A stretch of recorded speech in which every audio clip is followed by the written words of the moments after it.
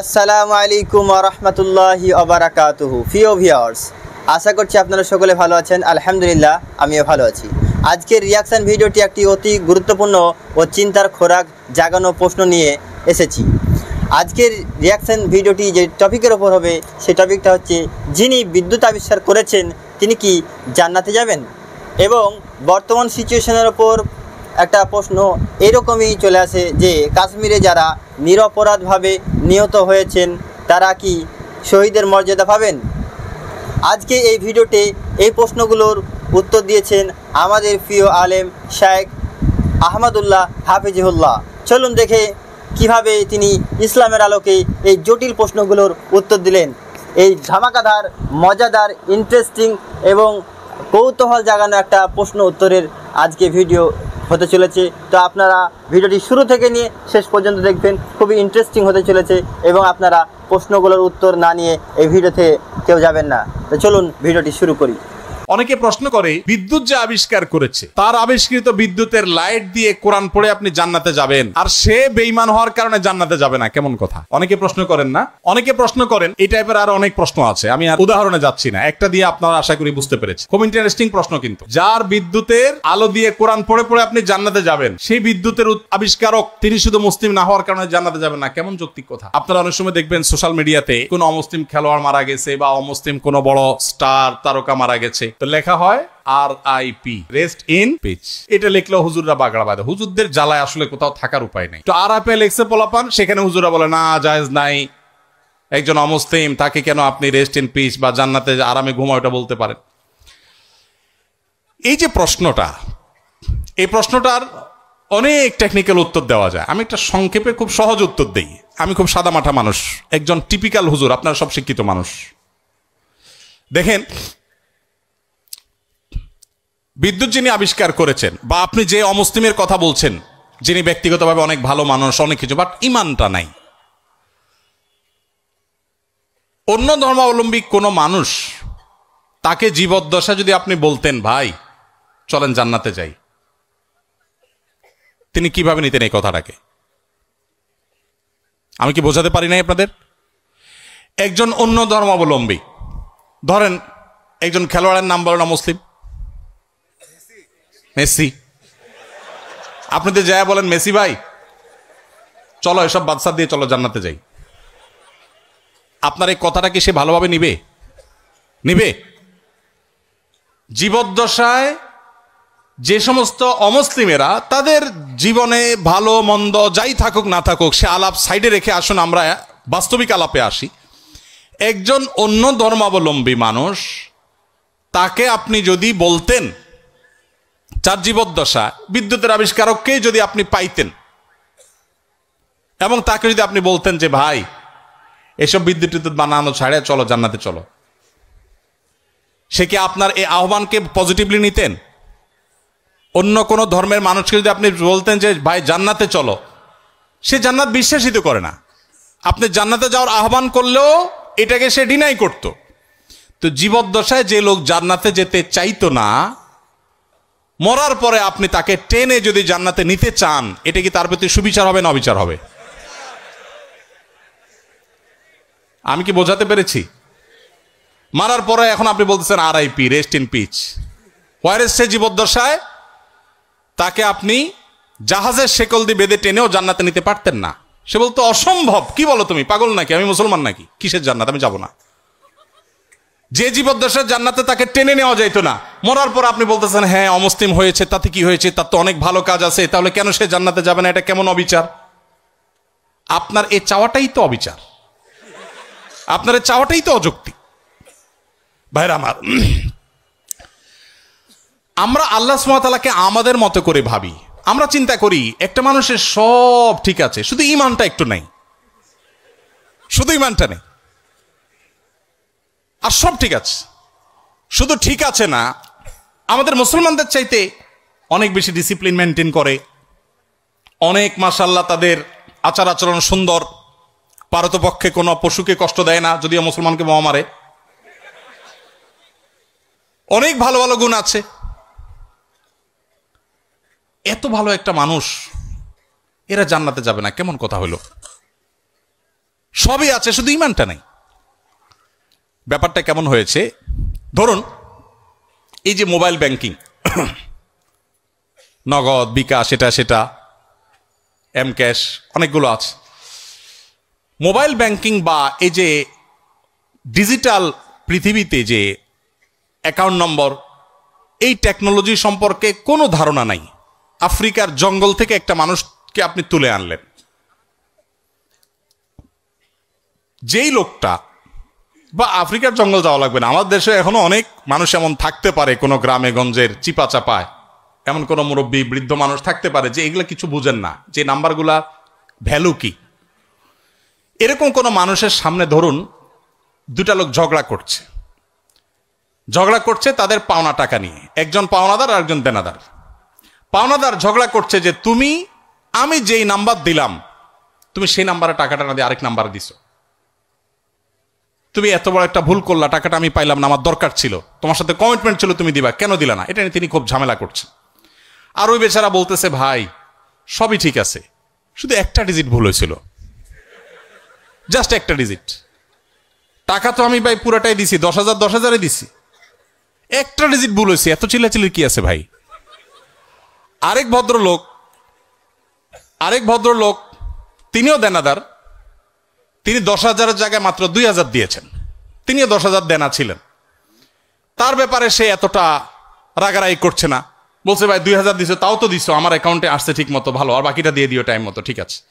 এখন ওই যে বৃদ্ধ চাচা, যে এই টেকনোলজি সম্পর্কে কোনো ধারণা নাই, সে চাচা এসে এখন বলতেছে, ভাই একটা লোক 2,000 দিল, তুমি খুশি হয়ে গেলা, আর এই বেচারা 10,000 দিল, 10,000 দিছে, পুরাটাই দিছে, লাগলে আরো 2,000 হয়তো বাড়াইয়াও দিছে, শুধু একটা ডিজিটের ভুলের কারণে এত চেতাচেতির কি আছে? এই চাচাকে কেউ বুঝাইতে পারবে? কেন বুঝাতে পারবে না? কারণ এই টেকনোলজিটা তার জানা নাই। ভাইরা আমার, আমাদের অনেক বন্ধু আছেন যারা আল্লাহর অনেক বিধানকে, শরিয়ার অনেক বিধানকে, কোরআনের অনেক নির্দেশকে তাদের লজিক দিয়ে তারা বিচার করে। এটা তো ইলজিক্যাল, এটা তো অযৌক্তিক। আরে ভাই, আরবিতে একটা প্রবাদ আছে, আল ইনসানু আদাউল লিমা জাহিলু, মানুষের কাছে যে বিষয়ে অজানা থাকে সেটা তার কাছে শত্রু মনে হয়। আপনি যে টেকনোলজি জানবেন না সেটা আপনার কাছে ইলজিক্যাল মনে হবে। বিদ্যুৎ আবিষ্কার হয়েছে আজ থেকে কত বছর আগে? কত বছর আগে? যতশো বছর আগেই হোক, ধরেন 500 বছর আগের পৃথিবীর কোনো মানুষ, বিদ্যুৎ আবিষ্কার হওয়ার আগের পৃথিবীর কোনো মানুষ, তাকে যদি বলা হতো যে এখানে ওয়ালে একটা সুইচ আছে, এখানে টিপ দিলে ওই 20 হাত দূরে ফ্যান ঘোরা শুরু করবে, এটা যদি বলা হতো, তার কাছে এই কথাটা কি লজিক্যাল হতো না ইলজিক্যাল হতো? লজিক্যাল হতো। সে বলতো হাস্যকর, তাই না? ফেসবুকীয় ভাষায় সে বলতো কি, জাস্ট হাস্যকর। টিপ দিবা এখানে ওয়ালে, ফ্যান ঘুরবে 20 হাত দূরে, কিভাবে সম্ভব? ফালতু কথা, গল্পের আর জায়গা পাও না মিয়া, কারণ সেই টেকনোলজিটা জানা নাই। মানুষের তৈরি টেকনোলজি সম্পর্কে এতটুকু গ্যাপ থাকার কারণে যদি কোনো কিছু তার কাছে ইলজিক্যাল মনে হয়, মানুষের সৃষ্টিকর্তা, মানুষের এই ব্রেইনের সৃষ্টিকর্তা আল্লাহ রাব্বুল আলামিনের কাছে তার কোনো আদেশ, তার কোনো নিষেধ, এটার যৌক্তিকতা বাহ্যিক দৃষ্টিকোণ আমার বুঝে আসছে না, তার টেকনোলজি আমি ধরতে পারছি না। ওই যে একটা ডিজিটে বললে কি হয়েছে, শুধু ইমান নাই তাতে কি হয়েছে, এই টাইপের কথাবার্তা অনেকটা সেরকম শিশু সুলভ কথাবার্তা। আল্লাহ তাআলা আমাদেরকে বুঝার তৌফিক দান করুন। ভাইরা আমার, অনেক কথাই বলা যাবে, সময় অনেক গড়িয়ে গেছে, রাত হয়েছে, আমাদের যেতে হবে, ফজর নামাজ পড়তে হবে। ইমানটা আসলে সারেন্ডার করার নাম, আত্মসমর্পণ করার নাম। মানুষ নিজের বিবেক বুদ্ধি দিয়ে আল্লাহ তাআলাকে জাজ করতে চায়।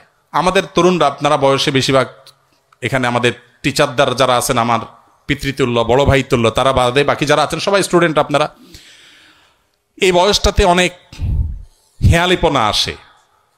ও যে বৃদ্ধ চাচার মতো ডিজিটের হিসাব কষাকষি শুরু হয়, আল্লাহর সাথে পাল্লা দেয়া দেই শুরু হয়। আল্লাহ এটা কেন বললেন, ওইটা কেন বললেন? ভাই, আল্লাহ রাব্বুল আলামিন কেউ যদি অমুসলিমের ঘরে জন্ম নেয়, আল্লাহ তাআলাকে যদি সুস্থ বিবেক বুদ্ধি দিয়ে থাকেন, তিনি অসুস্থ না হন মানসিকভাবে, শুধুমাত্র তার কাছে এই জিজ্ঞাসা থাকবে তার বিবেক তার সৃষ্টিকর্তার পথে তারে পথ নির্দেশ করেছে কি করে নাই। যদি করে থাকে, আল্লাহর একত্ববাদের বিশ্বাসটা শুধু থাকে, আর কোনো বিধান আল্লাহর নাও মানে, গতানুগতিকভাবে সে মুসলমান নাও হয়, তার কাছে ইসলামের দাওয়াত যদি না যায়, তাহলে সে ইসলামের শরীয়ত দৃষ্টিকোণ থেকে মুক্তি পেয়ে যাবে আখিরাতে। আল্লাহ তাআলা কারোর প্রতি জুলুম করবেন না, কারোর প্রতি জুলুম করবেন না। এই টাইপের অনেক প্রশ্ন আছে। গত 4-5 দিন আগে, সম্ভবত গত বুধবারে, ডেনমার্কের কোপেনহেগেনে একটা প্রোগ্রামে এক ভাই, প্রশ্ন দেখে বুঝলাম যে নাস্তিক ভাইটা 10-15টা প্রশ্ন করেছেন। এদিকে আমার ফ্লাইটের টাইম কাছায় গেছে, আমি ওই প্রশ্নগুলো টাচই করতে পারি না, খুব দুঃখ রয়ে গেছে আমার মনে। এই সবগুলো প্রশ্নের গোড়া এক জায়গায়, সেটা হলো যে নিজের বিবেক দিয়ে আল্লাহকে বোঝার চেষ্টা করা।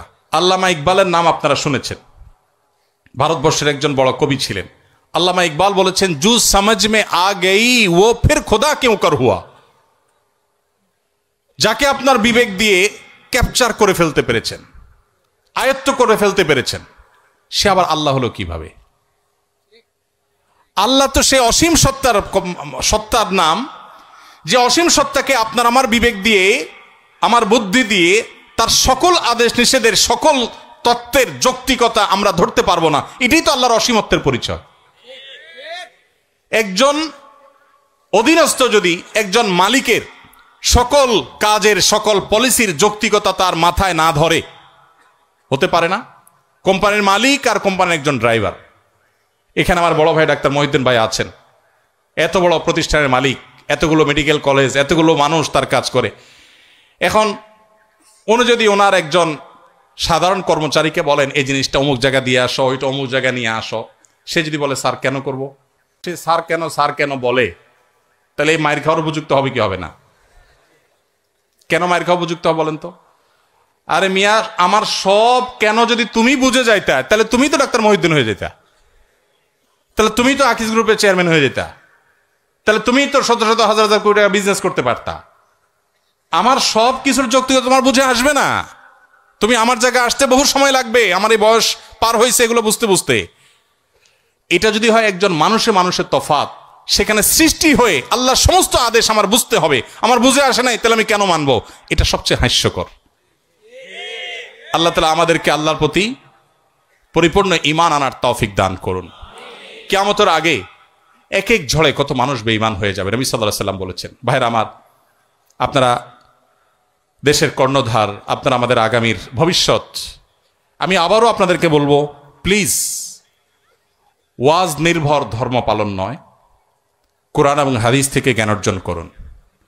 শুধুমাত্র মুখস্থ বাণী নয়, শুধুমাত্র মোটিভেশন বা অনুপ্রেরণামূলক বক্তব্য নয়, কোরআন এবং হাদিসের পাতা খুলুন। আমি খুব আনন্দিত হই যখন দেখি ইউরোপে, আমেরিকাতে, জাপানে, কোরিয়াতে, বিভিন্ন দেশে আমাদের বুয়েটের, কুয়েটের, চুয়েটের, ডুয়েটের ভাইয়েরা সেসব জায়গাতে ইসলাম নিয়ে এত চমৎকারভাবে গবেষণা করছেন, পড়াশোনা করছেন, স্টাডি সার্কেল করছেন, ইসলাম বিভিন্ন অর্গানাইজেশন খুলছেন, ভালো ভালো কাজ করছেন। আমার বুকটা ভরে ওঠে। আমি ঈর্ষান্বিত হই যে আমি গতানুগতিক মাদ্রাসা পড়ুয়া হয়েও জান্নাতের দৌড়ে, ইসলাম প্রচারের দৌড়ে কোনো কোনো ক্ষেত্রে মনে হয় আমার এই সমস্ত ভাইরা অনেকে আমার চেয়ে এগিয়ে আছেন। আজকে আপনারা যারা আমার কথা শুনছেন, আমি আপনাদের সবাইকে, আমার বোনরা যারা আমার পর্দার আড়াল থেকে আমার কথা শুনছেন, আপনাদের সবাইকে আমাদের আহ্বান রাখতে চাই, আপনি বাঘের বাচ্চা মুসলমান, আপনি ওমর রাদিয়াল্লাহু তাআলার সন্তান, আবু বকরের সন্তান, আপনি স্পেন বিজয়ী তারেক বিন জিয়াদের সন্তান। মেডিকেল সায়েন্স থেকে নিয়ে কোরআনিক সায়েন্স পর্যন্ত এমন কোনো সেক্টর না যে সেক্টরে মুসলমানদের সোনালী অতীত ছিল না। সেটিকে উদ্ধার করবার জন্য আপনার নিজেকে আগে আপনার ইসলামটা বুঝতে হবে। আপনি বুঝে শুনে পড়াশোনা করে মুসলমান হতে হবে। সে চেষ্টাটা আপনারা করবেন, সে আমার আহ্বান রইল। আপনাদের যে সমস্ত প্রশ্নের উত্তর আমি দিতে পারলাম না সময়ের অভাবের কারণে, এই সবগুলো প্রশ্ন আমি নিয়ে যাচ্ছি। আমি কোথাও কোনো প্রশ্ন সাধারণত ফেলি না, রিপিটেড প্রশ্ন না থাকলে সে প্রশ্নগুলো উত্তর দেওয়ার চেষ্টা করি। আমার মনে চাইছিল উত্তর দিতে, কিন্তু রাত অনেক গড়িয়েছে, আপনাদের ঘুমোতে হবে, আমার ফজরের পরে মিটিং আছে, যার কারণে আমাকে দৌড়াতে হবে। অনেকগুলো প্রশ্ন আছে, সবগুলোর উত্তর দিতে পারলে আমার কাছে অনেক ভালো লাগতো। উত্তর আমি দেব, তবে সেটা আজকে দিতে পারলাম না। আমাদের শুক্রবারে যে লাইভ অনুষ্ঠান হয় আমাদের ভেরিফাইড ফেসবুক পেজে, ইনশাল্লাহ সেখানে আপনাদের এই প্রশ্নগুলোকে প্রায়োরিটি দিয়ে আমরা ইনশাল্লাহ উত্তর দেওয়ার চেষ্টা করব। আর তাছাড়া ওয়াজ মাহফিল বা ধর্মীয় আলোচনায় একটা স্টাইল আছে। স্টাইলটা হলো সব কথা এক বছর বলে ফেললে পরের বছর আর দাওয়াত পাওয়া যায় না। সো আমি ভিসি স্যার সহ অন্যান্য স্যাররা এবং আমাদের ছাত্র বন্ধুদের কাছে সে একই স্টাইলে বিদায় নিচ্ছি ইনশাআল্লাহ। বাকি প্রশ্নগুলোর উত্তর আগামী বছর ইনশাআল্লাহ। জাযাকুমুল্লাহ খাইর। ধন্যবাদ সবাইকে। সুপ্রিয় দর্শক, আপনারা ভিডিওটি শুরু থেকে নিয়ে শেষ পর্যন্ত দেখলেন আশা করছি। তা আপনারা কি বুঝলেন অবশ্যই আপনারা কমেন্ট করে জানাতে ভুলবেন না। সুপ্রিয় দর্শক, যেখানে শায়েখ আহমদুল্লাহ বলেন কোনো ব্যক্তি যদি পুরো পৃথিবী আলোকিত করে ফেলে বিদ্যুৎ দিয়ে, তাও যদি সে ঈমান ছাড়া মারা যায় তাহলে সে জান্নাতে যাবে না। এটাই যে লাস্ট কথা। শায়েখ আহমদুল্লাহ হুজুর অনেক যৌক্তিক অনেক উদাহরণ দিয়ে এটাই বোঝাতে চাইলেন যে কোনো ব্যক্তি বিদ্যুৎ আবিষ্কার করুক, মাইক্রোফোন আবিষ্কার করুক, মোবাইল আবিষ্কার করুক, সেটা ভালো নীতির জন্য, ভালো উদ্যোগের জন্য, সমাজের কল্যাণের জন্য, ঠিক আছে, পৃথিবীর কল্যাণের জন্য, মানুষের সমাজকে উন্নত করার জন্য, দেশকে উন্নত করার জন্য, ঠিক আছে। এটা কোথায় তাদের কোনো মানে খারাপ উদ্দেশ্য ছিল না, ঠিক আছে। যে বড় বড় কবি ছিল, সাহিত্যিক ছিল, তারা শুধু ঈমান আনেনি, বাদবাকি ওরা এত ভালো কাজ করেছে তা মুসলমানও করতে পারেনি, এরকম আছে মানুষ, ঠিক আছে। তো তারা শুধু একমাত্র ঈমান আনেনি, তাই তারা জান্নাত যাবে না, সব কথা। তাই এটারও প্রেক্ষিতে একটা কথা বলে দিই, কাশ্মীরে যারা নিহত হয়েছে, আমি দেখেছি মিস্টার রিয়াকশন বলে একজন ব্যক্তি আছে, সে রিয়াকশন ভিডিও বানায়। তো সে যে রিয়াকশন ভিডিও বানিয়েছে সে বলছে যে কাশ্মীরে যারা মারা গেছে তারা তো নিরপরাধ, তাদের ওপর তো নির্যাতন করে মারা হয়েছে। নির্যাতন করে মারা হোক আর যাই করে মারা হোক, তার ঈমান ছিল না, সে কখনোই স্বর্গে বা জান্নাতে যাবে না।